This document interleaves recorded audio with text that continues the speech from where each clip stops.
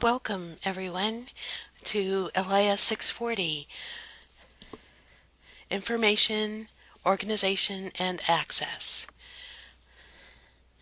I'm your instructor for this course, Dr. Nora Bird, and I will introduce myself a little bit later.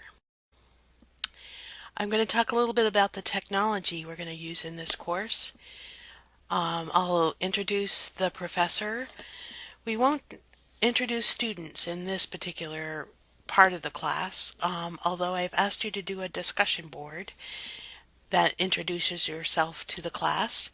And I will also talk about the profile that you can do in Canvas. And finally, in this PowerPoint presentation, I will talk about the class. What we are trying to do with something we call the learning outcomes, and how I'm going to try to do it, what's on the slide. So here's the technology we're going to use to organize our course. We are using Canvas this year. This is a picture of the home page of Canvas. This is how I organize my class. It will be different for every class that you are taking in the LIS program. We feel that it's very important that every faculty member organize a class in the way that makes the most sense to them. This may not be the way that you would organize the class. It may not be how my colleagues organize their classes, but this is how I have organized my class, and I hope that it works for you and we can work on it together. The home page is the syllabus. When you come to the page for the first time, it will lead you directly to the syllabus, and you can see some information about me. This is the Monday class. I am also teaching a class on Wednesday, and both of you are viewing this particular PowerPoint presentation. Modules are set up by week and include the readings, the pre-slideshow, much like this one, and other important materials. The calendar section of Canvas gives you the calendar, tells you what module is due and what assignments and discussions are due. This is for the Wednesday class. Notice that all discussion boards and exercises are actually due on Mondays. The schedule for the class is also listed at the bottom of the home page.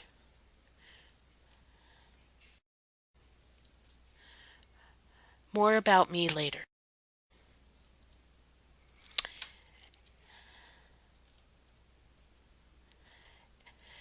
Introduction to me. I was a librarian for 20 years at these various institutions, all academic. I never worked in a public library. I never worked in a special library. Although, as a science librarian, some of us considered ourselves special librarians. I have a PhD, which I got in 2008 from Rutgers University. I was in a department that was a combined department, Communication, Information, and Library Studies. I studied the communication of science through websites. Some people think that was a media studies focus, and I certainly understand some parts of media studies and communication studies. I now research and study workplace information literacy, science information, and community college library. My bio is also under the People tab. I'm hoping that all of you would add to your profile on the People under the People tab, include a picture and a bit of intellectual history, i.e. where you went to school, what you studied, what you hope to do when you get to be a librarian. Student learning outcomes. These are called SLOs. For those of you in school libraries who have been teachers, you probably know this student learning outcomes language. The SLOs are the program objectives. Because we are an American Library Association accredited program, we have to prove to them occasionally that we are educating librarians in a way that makes them suitable employees for libraries. The student learning objectives help us to do that.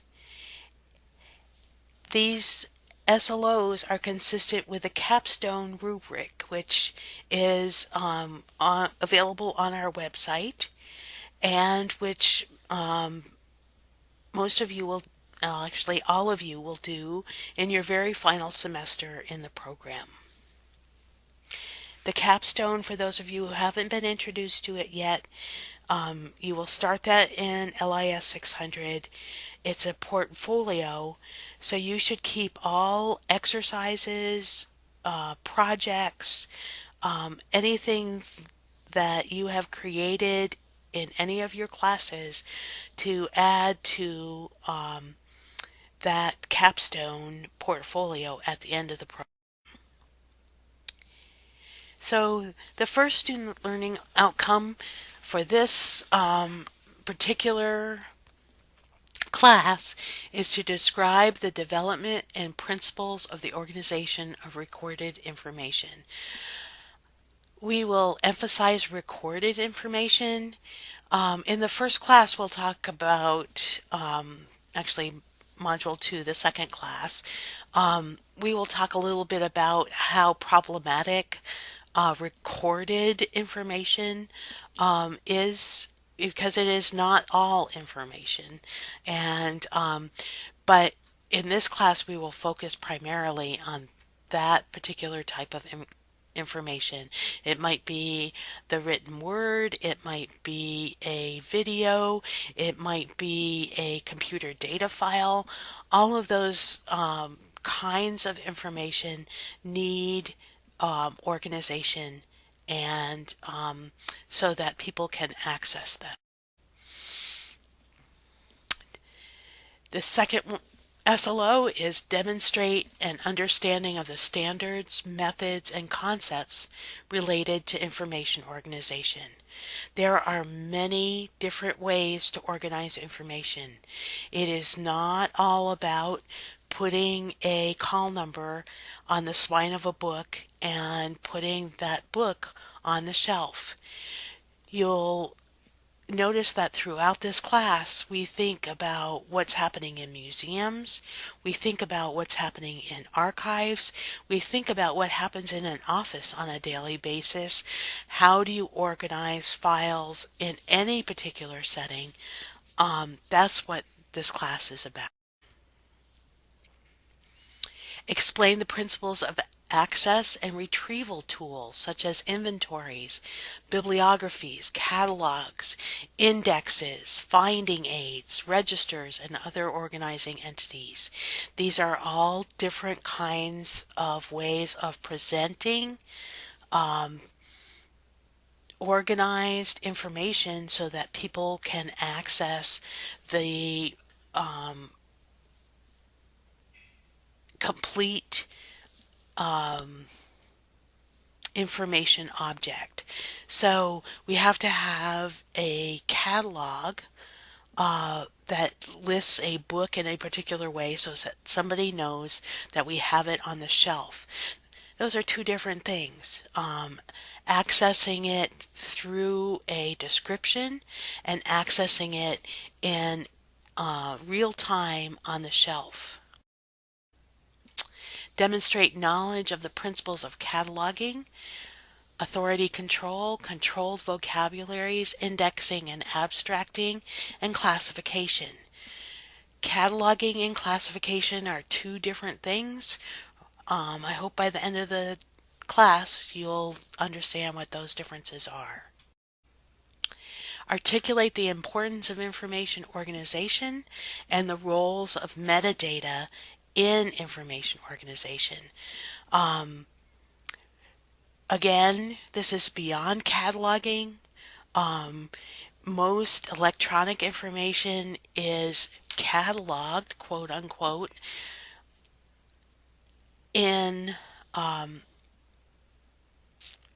using this word we call metadata. And I'll talk about metadata a lot in this class. Analyze the strengths and weaknesses of organizational tools. Is it good enough to just put things in sort of general subject order in a public library, or should we catalog? If you're in a small college library, should you use Dewey Decimal System, or should you use the Library of Congress system? What are the advantages of using either one of those particular systems? And what are the advantages of using different tools to access information? Examine current library issues and their impact on the organization of actions. So we work towards those student learning objectives, partially through the classes, partially through readings, showing up for class. That's 20% of the class. Show up in person as often as possible. You can not show up in person and review the recorded class and do a discussion board in response to that class. I'm going to try different ways of doing that this particular semester. So if you cannot show up to the synchronous interactive class, then you may see different kinds of ways to post on the discussion board as we go through this semester. But for the entire class, there are also standard discussion boards due every 2 weeks or so. I'm going to have 5 during the semester. And these are going to be about slightly controversial topics, and also some will be simply sharing the work that you've done. There will be 4 exercises, and some of those are posted. I don't think I've posted the last one. Exercises equals assignments. They're under the assignments tab in Canvas. Discussions have their own tab.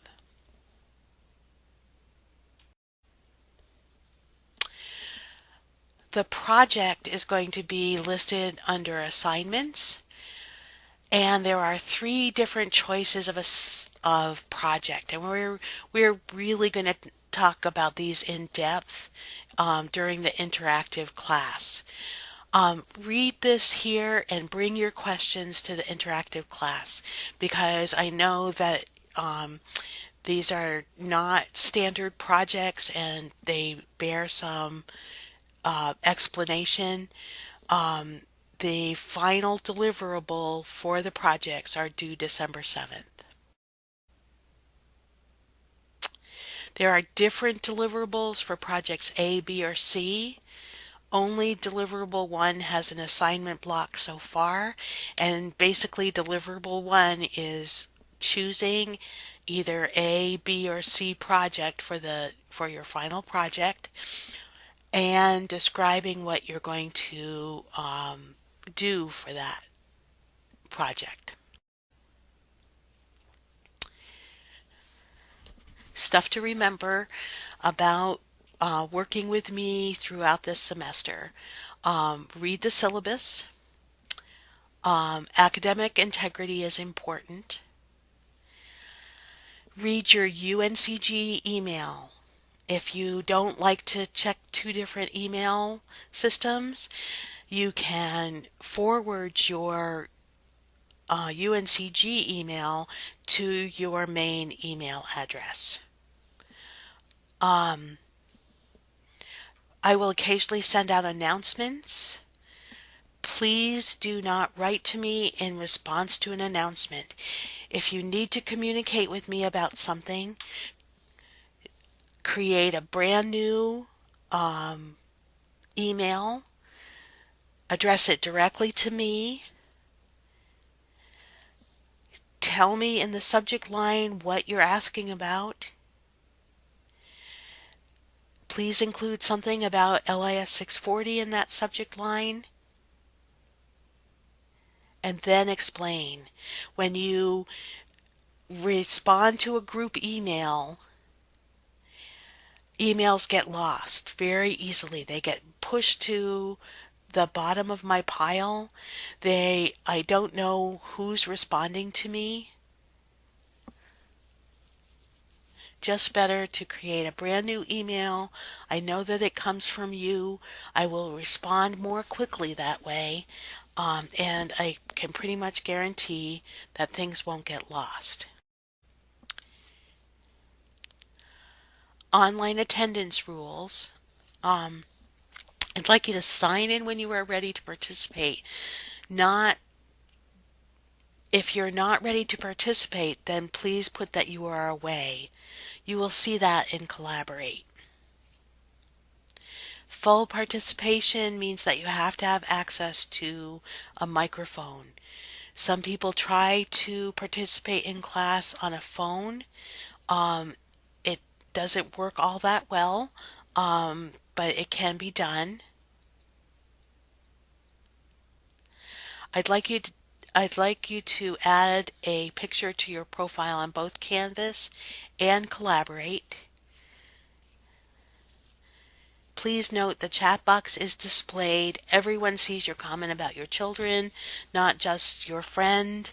So just try to remember that.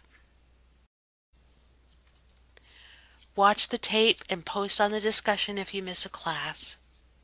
Discussion board. If you don't do either within a week of the class, then you will be marked absent. I will not have makeups beyond a week in this semester. I have been really quite generous in the past, but I think if you have not been keeping up, then you will definitely not be able to complete the material as we go forward. Do you have questions about the syllabus, the SLOs, etc.? Hold them for the interactive class that we will have on either Monday or Wednesday, depending on which class you're in. Here's an overview of some of the content that we are going to cover in this class. We will look first at what a library collection does, might, will contain. We'll look at what is information, what is a document, what is scholarly communication in particular,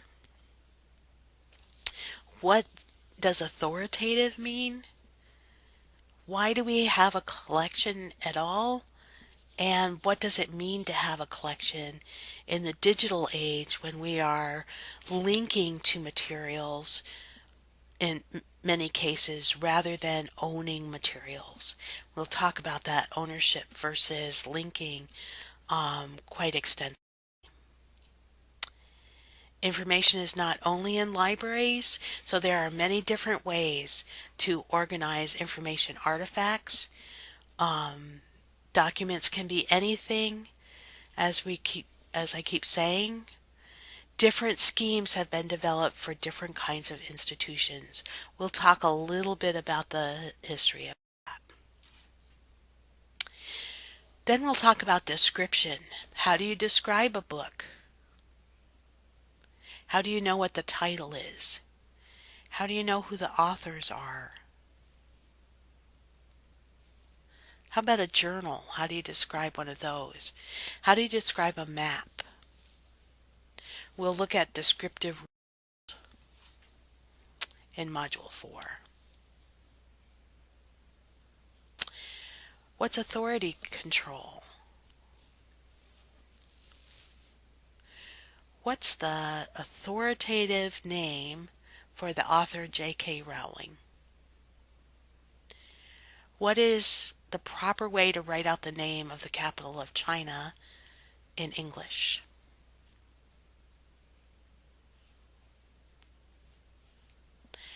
How do we describe King Henry V as a title?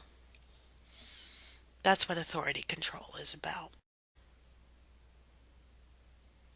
In Module 6, we'll talk about subject analysis and classification. We'll talk about LC subject headings, Sears subject headings. What does that call number mean?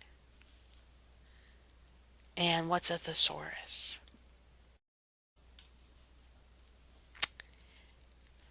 We'll talk about the difference between searching controlled vocabulary versus searching keywords. We'll talk about what a keyword is. We'll talk about some basic information retrieval concepts. We'll talk about tagging and why do we care about keyword versus controlled vocabulary. Module 8, we'll talk about metadata as a broader concept beyond just a catalog. Why is metadata so important for digital environments? And we'll talk a little bit about the semantic web.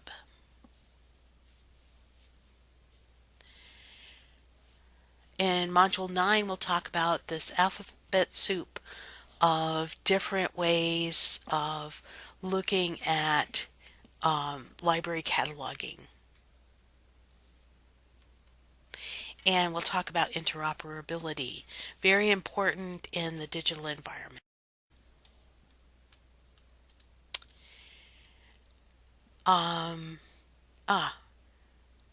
Nope, I have a separate class on the semantic web, and we'll talk a little bit about a new classification system on the horizon called Bib.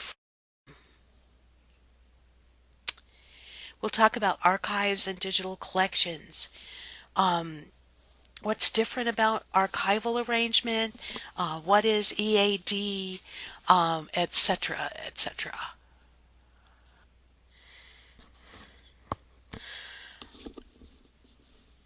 Archives and digital libraries present some interesting organizational challenges, and we will talk about Content DM as a system that works with digital libraries. We'll talk about what's different about archives and a system of metadata in archives called EAD. We'll talk about integrated library systems in Module 12. We'll talk about the interface design in Module 13, what issues are present, what are apps,